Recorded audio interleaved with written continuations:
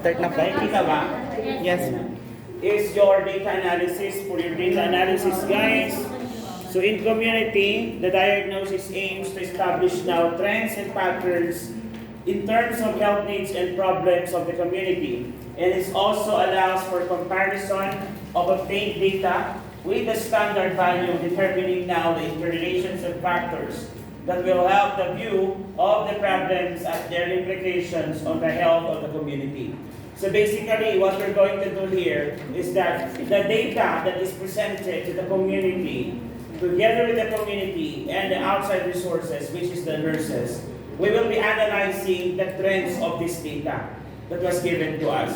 So di ba nga kanina, during the presentation, we categorize the problems, okay, based on the videos that I sent you. We categorize the problems, and based on this category, we'll be able to come up what type of nursing problem na meron tayo. Okay, for those who did this during the community, yung mga gumawa ng community output, yung mga nag-compute ng community health problems, I know that you are aware of what I'm trying to implicate here. So basically, ang pinagawa ko sa inyo, you group the data together, then you come up with a computation through the prioritization technique. And from that, anong ginawa ninyo is you'll be able to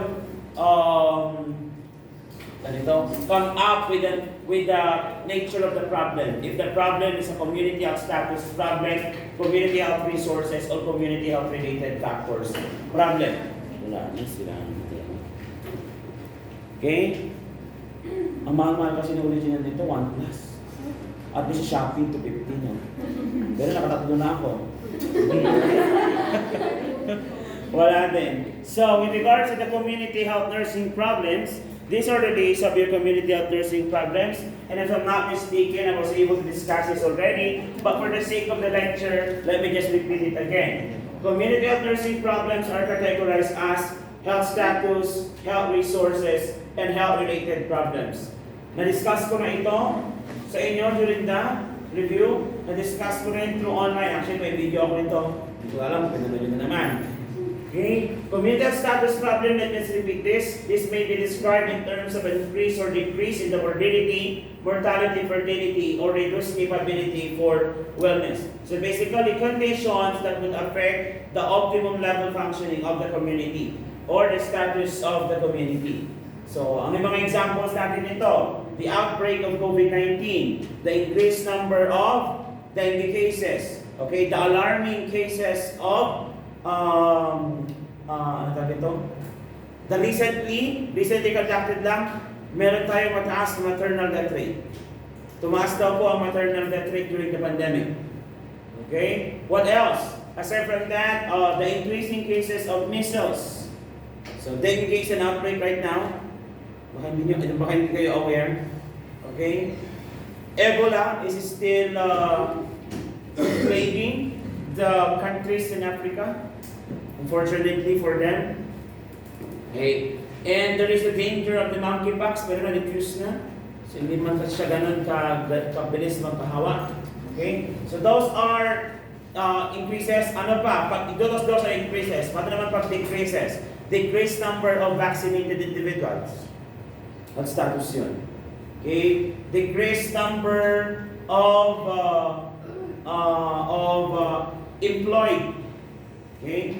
So those are actually health status problem. Health resource naman may be described in terms of lack of absence of money, manpower, materials, or institutions necessary to solve the health problems. Okay? So this includes now lackness on the 4 M's of indigenous resources. Manpower, money, machinery, materials.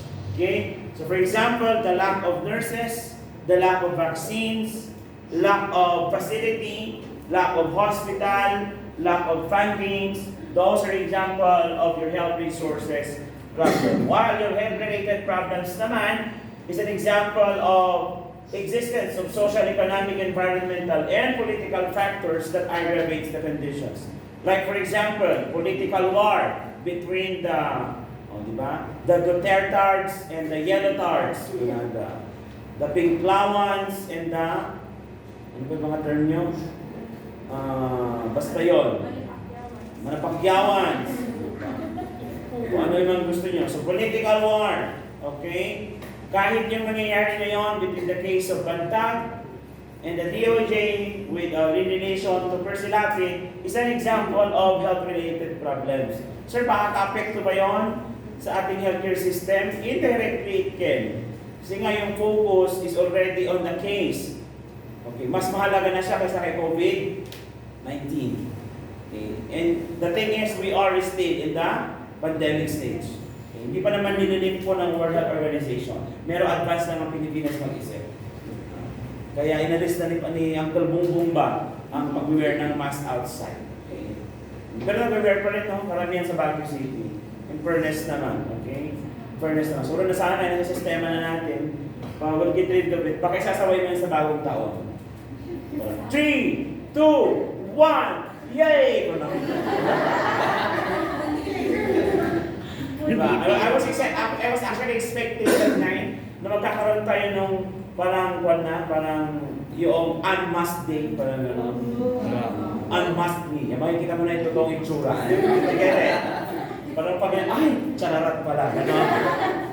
Okay? So those are your problems in the community health nursing. Now, the next thing that we're going to do is to prioritize.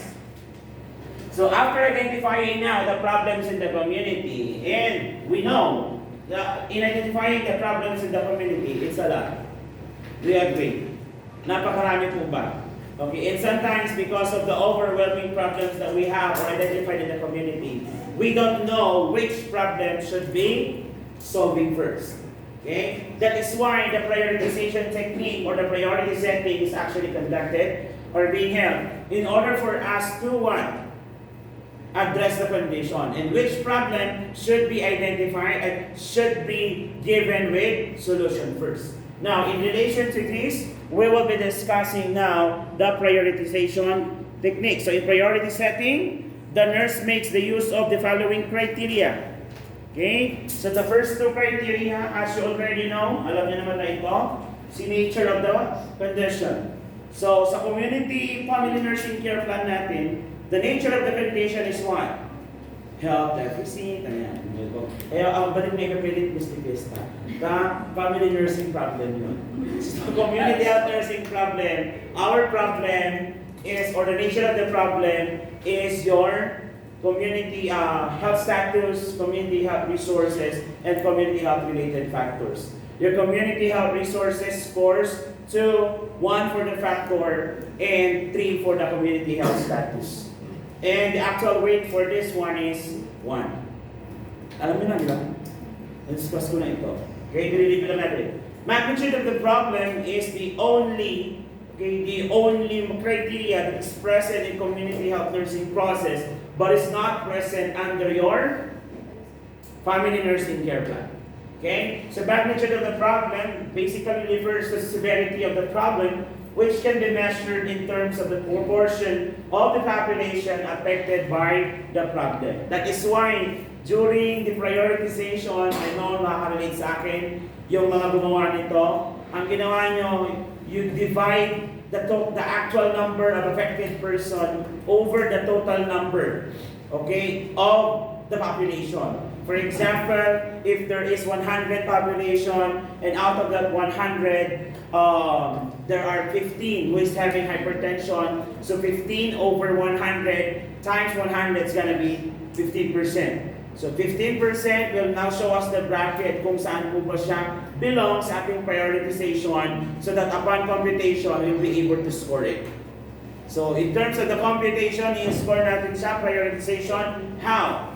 So nalalagay pa ba? What is our bracket? 0 to 02? Hindi para yata ako nagturo. 0 to 25, di ba? 0 to 25%, 1.